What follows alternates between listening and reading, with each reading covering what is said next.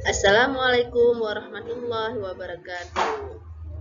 Apa kabar anak-anak? Alhamdulillah, kita selalu dalam perlindungan Allah.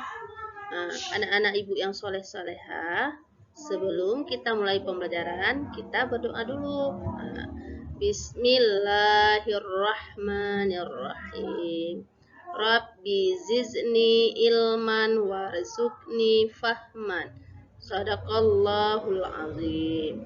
Nah, hari ini kita akan mempelajari tentang iman kepada hari kiamat. Anak-anak, ada yang tahu apa itu iman? Iman yaitu percaya dengan sungguh-sungguh dalam hati dan mempraktekkan dalam ucapan dan amalan. Kemudian rukun iman ada 6. Yang pertama, iman kepada Allah. Yang kedua, iman kepada malaikat. Yang ketiga, iman kepada kitab Allah. Yang keempat, iman kepada nabi dan rasul. Yang kelima, iman kepada hari kiamat. Dan yang terakhir, yang keenam, yaitu iman kepada qada dan qadar. Nah, hari ini kita akan pelajari tentang iman kepada hari kiamat, yaitu rukun iman yang kelima. Nah, sebelum hari kiamat datang, ada alam-alam yang dilalui oleh manusia, yaitu ada alam ruh, yaitu alam yang dimana manusia disiapkan. Dan kemudian ada alam kandungan, yaitu alam dimana Allah meniupkan ruh ke dalam kandungan. Kemudian ada alam dunia, yaitu alam manusia dilahirkan dan dikumpulkan amalnya. Kemudian ada alam barzah atau alam kubur, yaitu alam pemisah antara dunia dan akhirat. Dan yang terakhir yaitu alam akhirat, yaitu alam yang kekal dan abadi. Nah, nanti setelah ada alam akhirat akan ada dua pilihan, yaitu ada surga dan ada neraka. Nah, anak-anak, bagaimana yang dikatakan iman kepada hari kiamat? Ya, iman kepada hari kiamat yaitu mempercayai dan meyakini akan adanya kehidupan yang kekal dan abadi setelah kehidupan dunia. Nah, coba perhatikan gambar-gambar berikut. Nah, gambar yang pertama yaitu ada gunung meletus. Nah, gambar yang kedua yaitu suatu daerah dilanda banjir. Dan gambar yang ketiga, gambar rumah terbakar. Dan yang terakhir itu ada gambar gempa bumi. Nah, dari gambar semua itu adalah tanda-tanda dari hari akhir. Nah, anak-anak, surat Al-Quran yang menjelaskan tentang hari kiamat yaitu ada dalam surat Al-Qari'ah, Al-Zalzalah, Al-Qiyamah, Al-Hajj. Nah, Allah SWT menjelaskan di dalam Quran surah Al-Zalzalah ayat 1 dan 2 yaitu Bismillahirrahmanirrahim.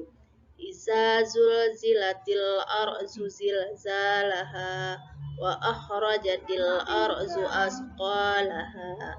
Artinya, apabila bumi diguncangkan dengan guncangan yang dahsyat dan bumi telah mengeluarkan beban-beban berat yang dikandungnya.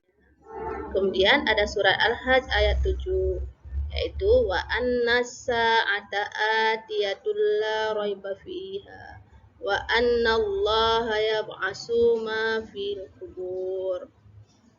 Artinya, sesungguhnya hari kiamat itu pastilah datang, tidak ada keraguan padanya, dan bahwasanya Allah membangkitkan semua orang di dalam kubur. Nah, kemudian hari kiamat itu ada dua, yaitu kiamat kubra dan kiamat sugra. Pembagian kiamat itu ada dua. Yang pertama, kiamat kecil atau kiamat sugra, yaitu matinya manusia secara alami atau karena bencana alam. Yang kedua, kiamat besar atau kiamat kubra, yaitu matinya seluruh manusia atau makhluk dan hancurnya alam semesta. Tanda-tanda kecil kiamat, yang pertama melimpahnya harta benda, yang kedua enggan menerima sedekah, dan kemudian munculnya orang-orang yang mengaku nabi, kemudian banyaknya pejabat yang zalim, banyaknya perzinahan, minuman keras, obat terlarang merajalela, kemudian memperindah masjid tanpa memakmurkannya, kemudian berlomba-lomba mendirikan bangunan, banyaknya pembunuhan, banyak kemusyrikan di kalangan umat Islam, serta merajalela sadisme, pemutusan silaturahmi, buruknya hubungan bertetangga. Kemudian merajalela riba dan sifat kikir, dan banyaknya wanita-wanita berpakaian tapi telanjang, dan yang terakhir banyak kebohongan dan informasi yang simpang siur. Kemudian tanda-tanda besar kiamat yaitu munculnya Dajjal, diturunkannya Nabi Isa, munculnya Ya'juj Ma'juj, terbitnya matahari dari barat, kemudian keluarnya binatang dari perut bumi.